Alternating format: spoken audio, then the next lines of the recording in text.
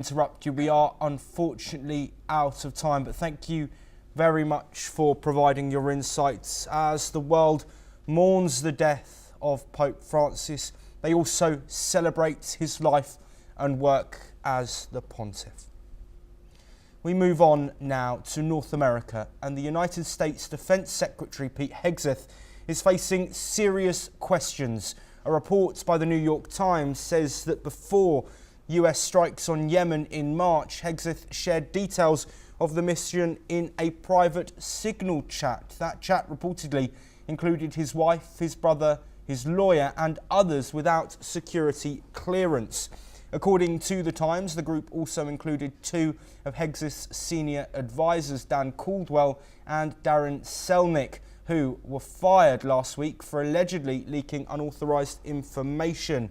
Details shared in the chat allegedly included flight schedules for US fighter jets. The Pentagon has denied the claims, calling them false and politically motivated. A spokesman called the New York Times, and I quote, Trump-hating media outlets. But pressure is growing.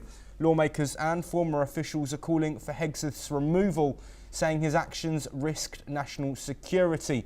Well, this comes after The Atlantic also revealed a previous group chat on Signal where sensitive information was shared. Despite the backlash, the White House and President Trump continue to support Hegseth. Here is what Hegseth said when asked about the Signal chat leak. You know, what a big surprise that a few leakers get fired and suddenly a bunch of hit pieces come out from the same media that peddled the Russia hoax. Won't give back their Pulitzers. They got Pulitzers for a bunch of lies. Pulitzers for a bunch of lies. And on hoaxes, time and time and time again. And as they peddle those lies, no one ever calls them on it. See, this is what the media does. They take anonymous sources from disgruntled former employees, and then they try to slash and burn people. Well, joining us to discuss this latest development surrounding Pete Hegseth and a potential second Signal chat is Ross Feingold, a political risk analyst joining us from Taipei.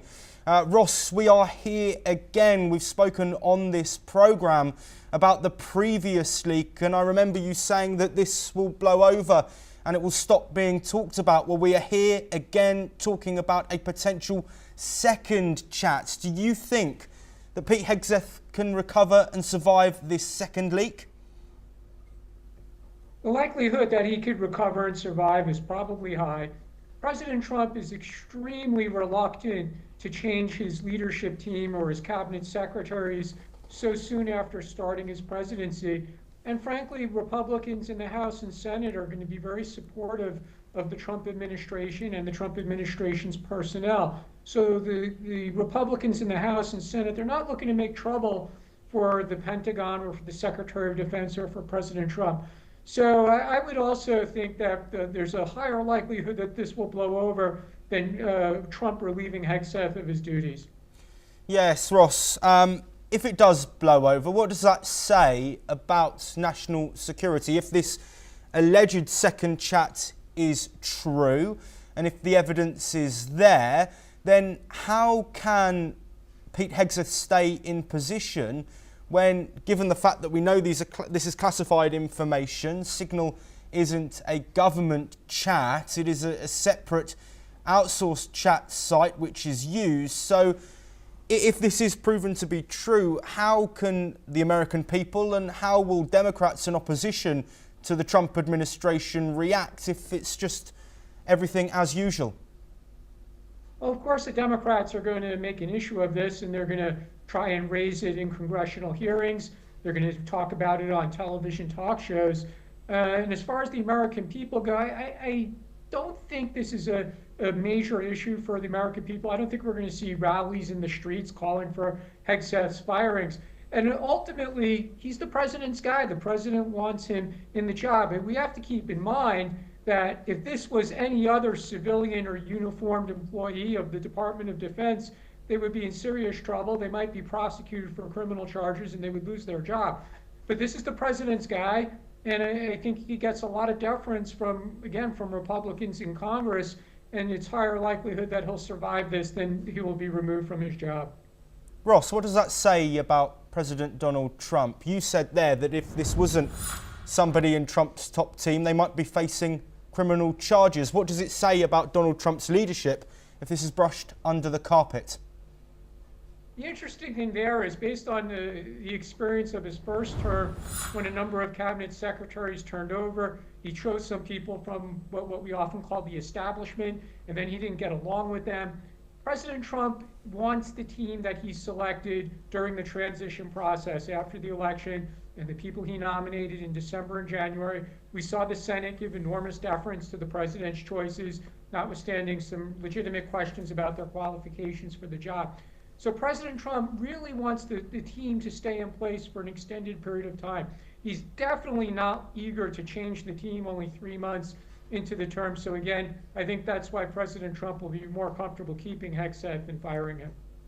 Ross, to bring an end to this discussion, I want to talk about some of the people who were in this alleged chat, this alleged signal chat, where discussions were made about these Yemen strikes. Hegseth's wife, Jennifer, a former Fox News producer, his brother, a personal lawyer.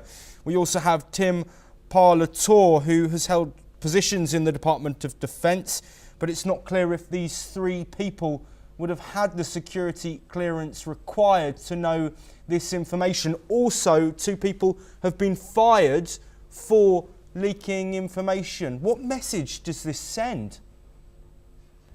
It's a very good question. The message seems to be that there's different rules for different people. But the Secretary of Defense is going to probably say the same things he said during or after the first incident, which is that technically none of this information was classified. It really shouldn't be public information. It might be confidential information, but it wasn't information that would actually have the classified imprimatur on it. So they'll just use the same talking points that they used before. It worked for them. They survived the first incident. They're going to try and survive the second incident as well. Ross Feingold, thank you ever so much, as always, for joining us.